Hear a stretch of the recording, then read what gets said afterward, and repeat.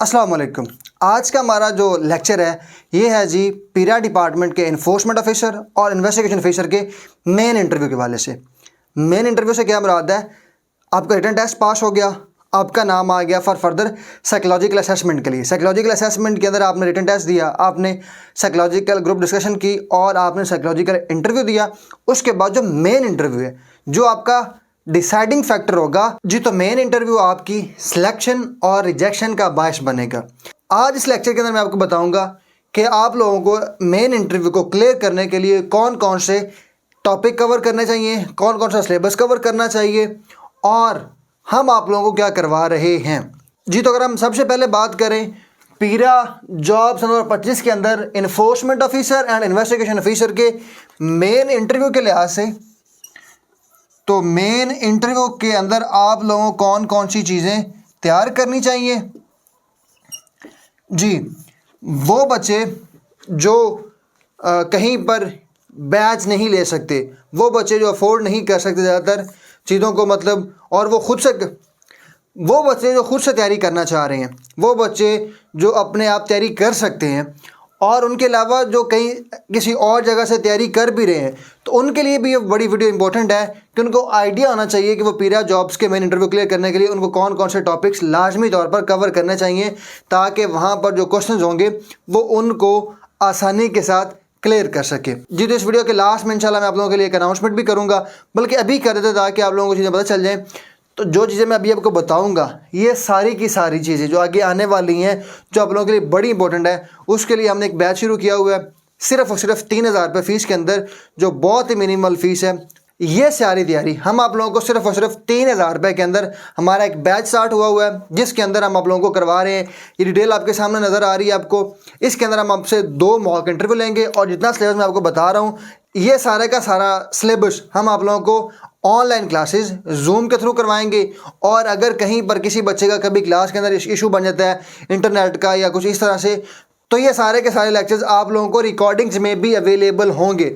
जैसे psychological assessment की हमने तैयारी करवाई है बच्चों को ईद से पहले पहले, तो उन सब लोगों के लिए हमारे जो 5 लेक्चर बने हैं उनकी रिकॉर्डिंग्स भी अवेलेबल हैं। ये हमारा सेशन वैसे 23 मार्च से स्टार्ट है, तो 23 मार्च से लेकर हमने ईद तक साइकोलॉजिकल असेसमेंट, साइकोलॉजिकल इंटरव्यू के हवाले से हमने बात की है, बच्चों को समझाया। हमारे 5 लेक्चर्स हुए हैं, तो उनकी रिकॉर्डिंग्स भी हमने अवेलेबल रखी हुई हैं ताकि जो बच्चे दूर दराज इलाकों में जहाँ इंटरनेट का कभी इशू रहता है तो उन तक भी वो चीज़ें आसानी के साथ पहुँच सके। और अगर फर्दर जो हमारा ईद से अगले दिन ही देखें जी, हमारे पास जो ईद है, ईद से अगले दिन से ही हमारा जो मेन इंटरव्यूज़ की तैयारी हम स्टार्ट करवा देंगे। अगर आप ज्वाइन करना चाहते हैं तो ये स्क्रीन पर नंबर आपके सामने शो हो रहे हैं, आप ज्वाइन कर सकते हैं। इसके अंदर हम आप लोगों को क्या करवाएंगे और आप लोगों को खुद से क्या चीज़ें करनी चाहिए। अगर आप कोई बैच ज्वाइन नहीं भी करते तो आप लोगों के पास एक जनरल इन्फॉर्मेशन होनी चाहिए। अब हम देख लेते हैं कि मेन इंटरव्यू के लिए आप लोगों को कौन कौन सी चीज़ें तैयार करनी चाहिए, जहाँ जहाँ से क्वेश्चन आ सकते हैं। तो जी सबसे पहले अगर हम देखें, आपकी जो पर्सनल लाइफ है ना वो सबसे ज़्यादा इम्पोर्टेंट रहती है, क्योंकि जॉब आपको मिलनी है, जॉब उन्होंने आपको देनी है। तो आपकी जो पर्सनल लाइफ है ना, यहाँ से आप लोगों से क्वेश्चन लाजमी होंगे। पर्सनल लाइफ से क्या मुराद है, यहाँ पर जनाब आप लोगों की पर्सनल लाइफ हो सकती है, मतलब जिसे आप कह लें आपकी ज़ात, जिसमें आपकी क्वालिफ़िकेशन आ जाएगी, क्वालिफ़िकेशन आपकी आ जाएगी। क्वालिफ़िकेशन से मुराद आप लोगों ने किस मतलब सब्जेक्ट के अंदर अपना लेटेस्ट डिग्री की है वो आ जाएगी। क्वालिफ़िकेशन आ जाएगी आपकी पर्सनल, अगर आप कुछ जॉब कर रहे हैं वो आ जाएगी, फैमिली बैकग्राउंड आ जाएगा। तो ये चीज़ें सारी आपकी आपसे लाजमी तौर पर इनसे क्वेश्चंस होंगे। आपको दोस्त किस तरह के पसंद हैं, ये सारी चीज़ें आप लोगों से जो आपकी पर्सनल लाइफ के बारे में होंगी, क्वालिफ़िकेशन, जॉब रिलेटेड और फैमिली बैकग्राउंड आप लोगों का लाजमी डिस्कस होगा यहाँ पर। तो यहाँ पर आप लोगों से ये चीज़ें एक्सपेक्ट की जाएंगी कि आप वहाँ पर इनके अच्छे आंसर करें। और इसके अलावा यहाँ पर एक और चीज़ भी कि जी हम ये जॉब आपको ही क्यों दें। नंबर 2 पर हम इसको ज़रा यहाँ पर रखते हैं कि जी why you are important, why you, आपको ही ये जॉब क्यों दें, हम आप ही क्यों हैं हमारे लिए बेस्ट ऑप्शन। तो ये जी आपसे पूछा जाएगा। और आपको ये जॉब क्यों अच्छी लगती है, why you like this job.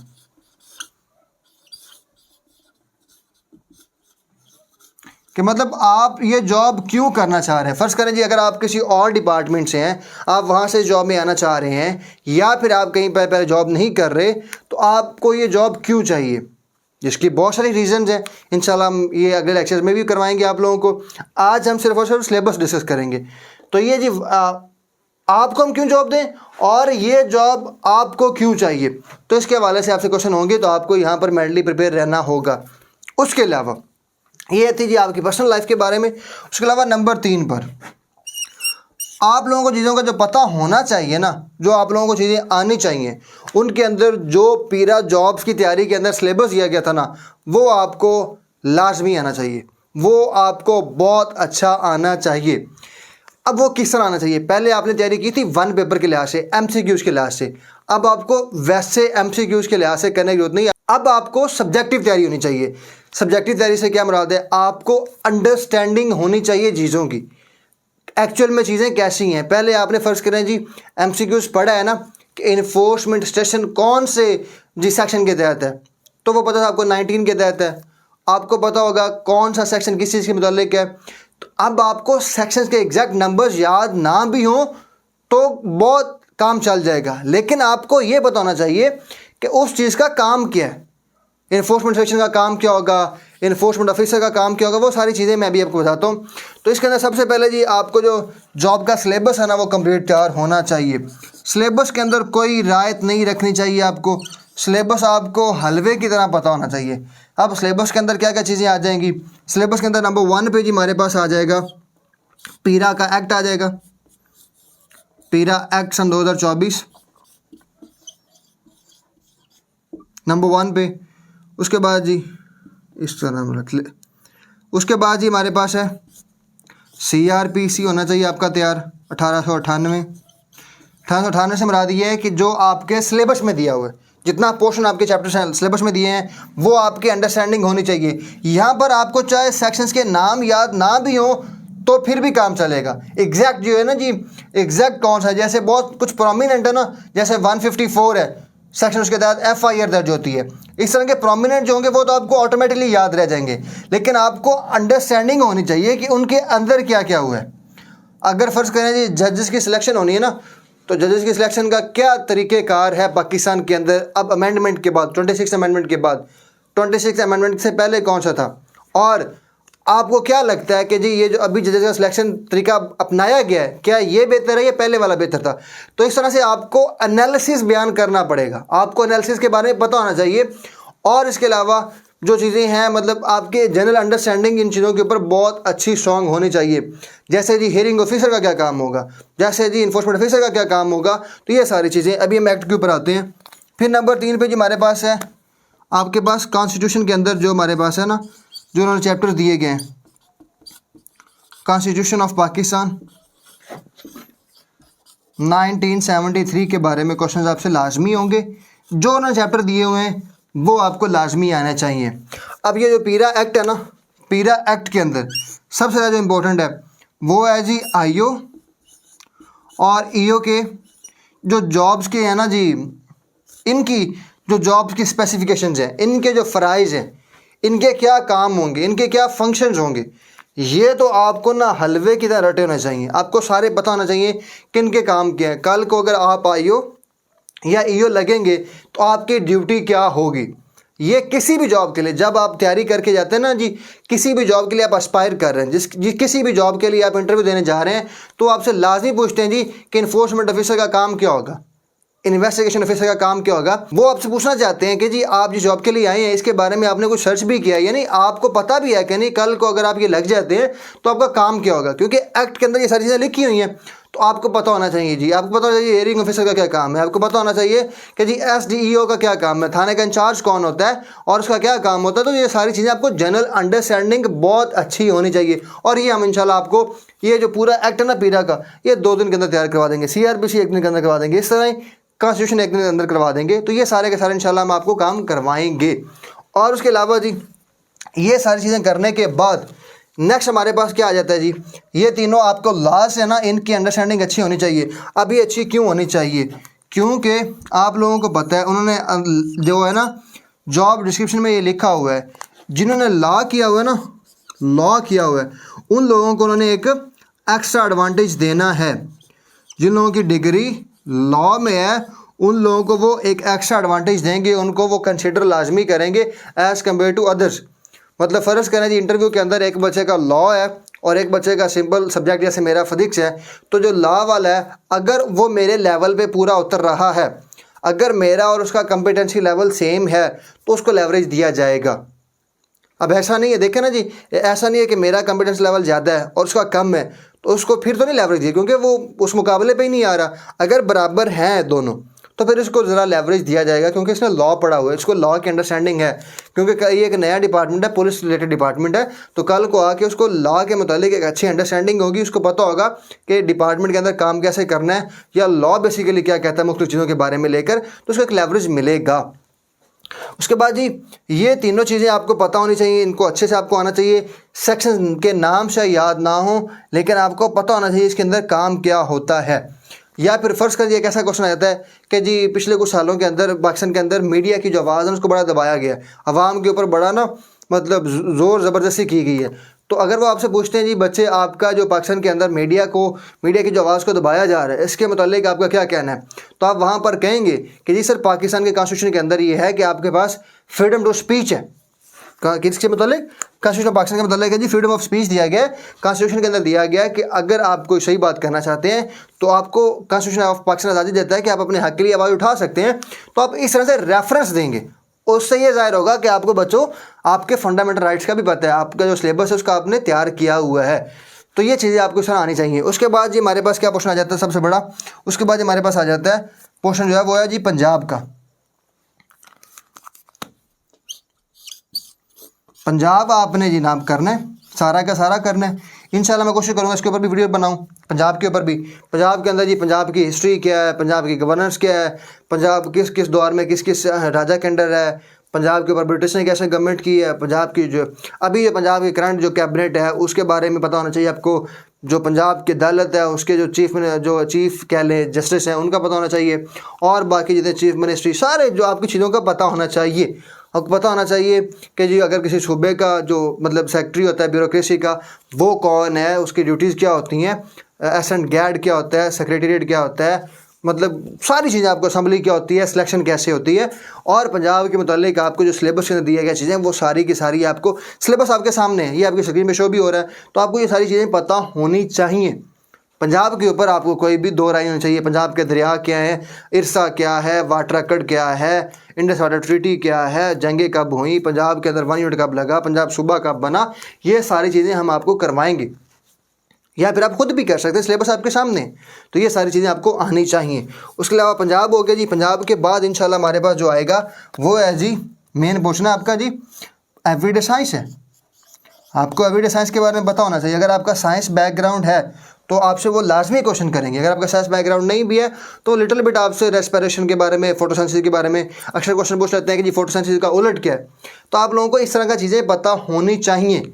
तो बेसिक जो साइंस है, सांस का सिस्टम क्या है, आपके दिमाग का सिस्टम क्या है, आपके हार्ट का फंक्शन क्या है, लीवर का फंक्शन क्या है, किडनी का फंक्शन क्या है, तो ये चीज़ें आपसे वो पूछ सकते हैं।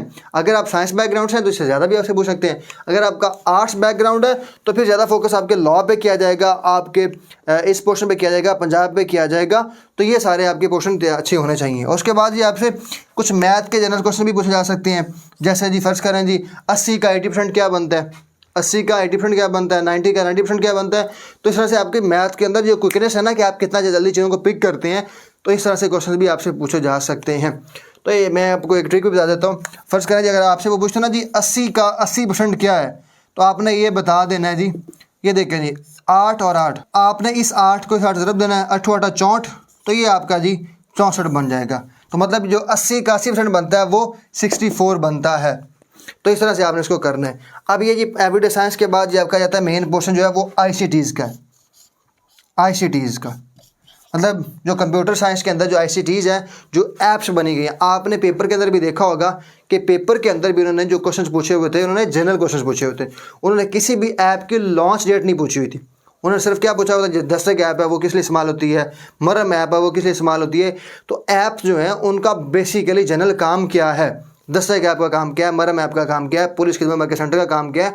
तो इस तरह से आपको चीज़ों का पता होना चाहिए। जितनी भी ऐप्स हैं पंजाब पोर्टल है ना, ये जो आपके सामने शो हो रहा है अभी, पीराइड की वेबसाइट ओपन करेंगे, यहाँ पर साथ में पंजाब का एक लोगो शो हो रहा है, तो पंजाब के लोगो पे क्लिक करेंगे तो ये जो सारा के सारा पंजाब का पोर्शन, यहाँ पर ऐप्स भी दी हुई हैं, यहाँ पर पंजाब का कल्चर भी दिया गया है, पंजाब की हिस्ट्री भी दी गई है।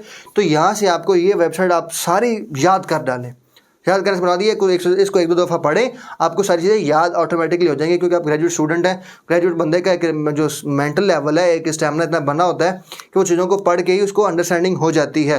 तो यहाँ से आपको जितनी भी ऐप्स हैं उनके पता होना चाहिए कि ये ऐप्स किस लिए इस्तेमाल होती हैं, इन ऐप्स का काम क्या है, तो ये आपको पता होनी चाहिए, या फिर हम आपको करवा देंगे। तो ये ऐसी चीज़ का पता होना चाहिए आपको। उसके बाद जी आपका यहाँ पर पॉइंट लिख देता हूँ मैं जी, आपका जो मैथ है, और उसके अलावा इंशाल्लाह मैं आप लोगों को ना ड्रेसिंग के हवाले से भी जो हमारा है वो भी डिस्कस करेंगे कि आपको ड्रेसिंग किस तरह करनी चाहिए। आपको जो मैं तैयारी कराऊंगा इंटरव्यू के अंदर, इंशाल्लाह आप फील करेंगे कि कैसे तैयारी की जाती है और कैसे इंटरव्यू दिए जाते हैं कॉन्फिडेंस के साथ, कैसे ड्रेसिंग सेंस की जाती है, सारी चीज़ें इंशाल्लाह आप लोगों को करवाएंगे।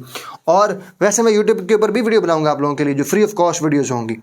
वैसे हमारी फीस भी इतनी कुछ ज़्यादा नहीं रखी हुई हमने, तो मैथ को आपको होना चाहिए। उसके अलावा जी आपकी इंग्लिश की अंडरस्टैंडिंग अच्छी होनी चाहिए, आपको बेसिक इंग्लिश का पता होना चाहिए। अगर आप इस जैमर कहाँ पे लगा रहे हैं बोलते वक्त, अगर आपका इंग्लिश अच्छी नहीं है तो इंग्लिश अच्छी कर लें।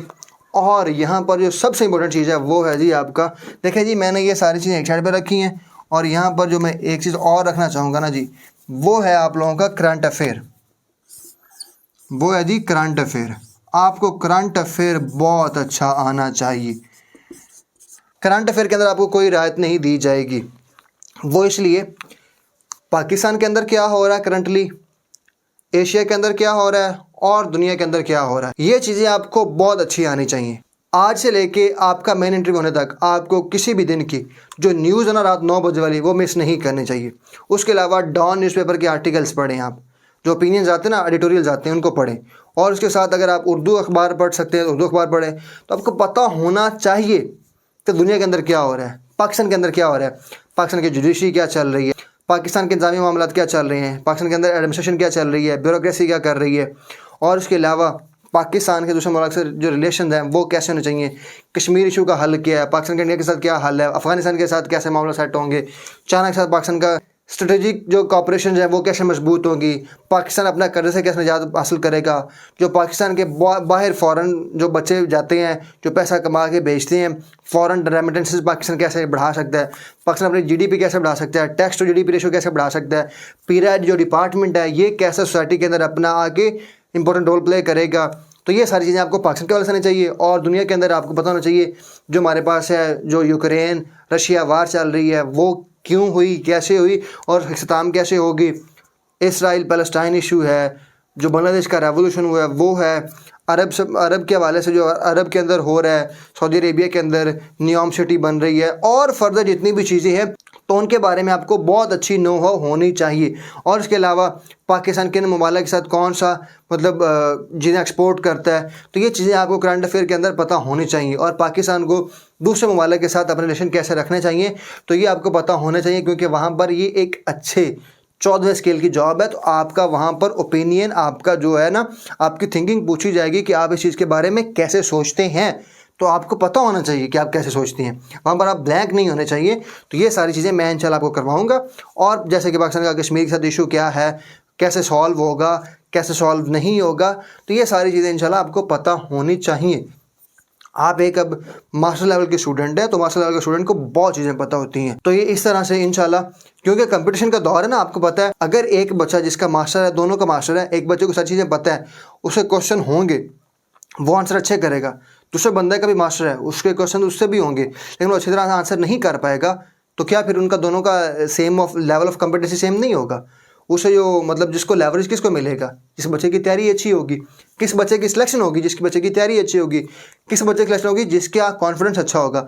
और कॉन्फिडेंस तब ही आता है जब आपकी तैयारी अच्छी होती है, जब जो क्वेश्चन वो पूछेंगे जब वो आपको आते होंगे तब आपका कॉन्फिडेंस भी अच्छा हो जाएगा। मेरा जब इंटरव्यू था PPSC के थ्रू जॉब के अंदर, तो मुझसे 36 क्वेश्चन पूछे थे, मैंने एक के अंदर भी सॉरी नहीं किया।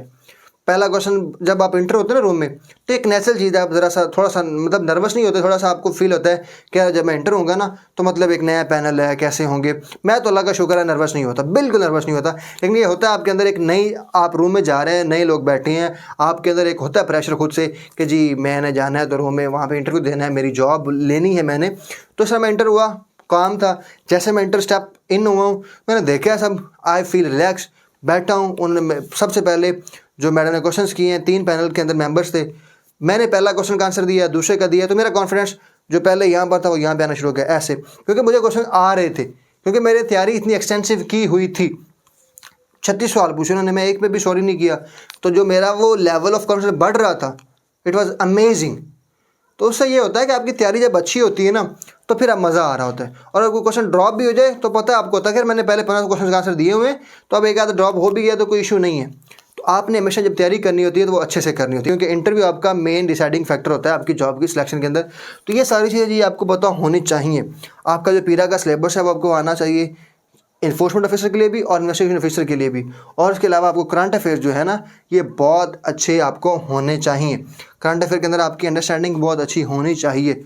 पंजाब जो पीरा डिपार्टमेंट है ये क्यों बनाया जा रहा है, इसकी ज़रूरत क्यों पेश आई, इस बनने के बाद इसके क्या इम्पैक्ट होंगे, तो ये सारी चीज़ें आपको अगर पता होंगी तो इंशाल्लाह आपको बहुत ज़्यादा इफेक्ट मिलेगा। लास्ट में आपको एक एडवर्टाइजमेंट दूंगा, वो यही है कि ये सारी चीज़ें इंशाल्लाह हम आपको तैयार करवाएंगे सिर्फ 3000 फीस के अंदर। अगर आप ज्वाइन करना चाहते हैं तो हमारा ईद के फ़ौरन बाद, ईद के अगले दिन से हमारा बैच स्टार्ट हो जाएगा। ऑनलाइन क्लासेस हमारी होंगी जूम के थ्रू, और इंशाल्लाह आपको इन्हीं लेक्चर्स के रिकॉर्डिंग्स भी अवेलेबल मिल जाएंगी। हमारा एक ग्रुप है इंटरव्यू सेशन के वाले से, उसके अंदर हम आपको ऐड कर देंगे। साइकोलॉजिकल असेसमेंट की तैयारी आपको हमने कंप्लीट करवा दी है, जो बच्चे ऐड करेंगे हम उनको हमारे रिकॉर्डेड लेक्चर्स जूम के थ्रू जो हमने बच्चों के साथ किए थे वो आपको मिल जाएंगे। और उसके अलावा इंशाल्लाह आपका जो मेन इंटरव्यू की तैयारी हम ईद से अगले दिन से स्टार्ट कर देंगे, क्योंकि कुछ बच्चों के इंटरव्यू 7 तारीख से हैं, कुछ बच्चों के बाद में है। तो हमारा जो प्लानर है वो हम आपको बताते रहेंगे। लेक्चर हम आपको पहले बता देंगे किस डेट पे कौन सा होगा, और इंशाल्लाह हम उसी लेक्चर को उस दिन करेंगे। दुआ में याद रखिएगा। अगर आप इंटरव्यू की तैयारी करना चाहते हैं ज्वाइन कर सकते हैं यूनिवर्सिटी इंस्टीट्यूट को, ताकि जो आपका मुस्तकबिल है वो रोशन हो सके। दुआ में याद रखिएगा।